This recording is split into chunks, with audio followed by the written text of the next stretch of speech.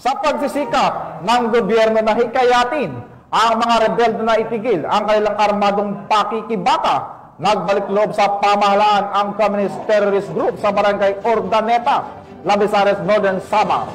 Ang pagsuko ng dating rebelde ay nagpapakita ng positibong epekto ng mga programang pangkapayapaan ng gobyerno na naglalayong ipakita ang mga benepisyo ng kanilang pagbabalik loob. Tinutukan yan ni Patrolwoman Camberley Flores.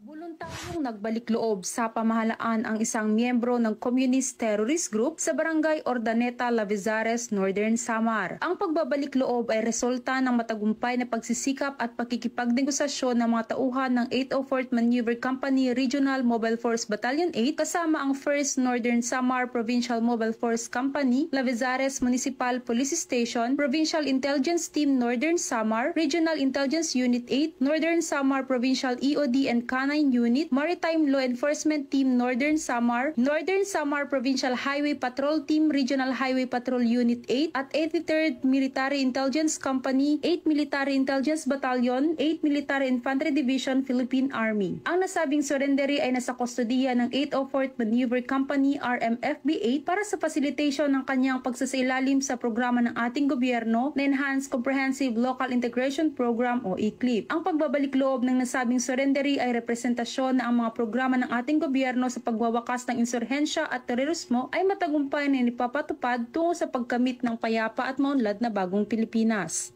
Mula dito sa Eastern Visayas, ako ang inyong PNN correspondent, Patrolwoman Flores, alagad ng batas, tagataguyod ng Balitang Pulis.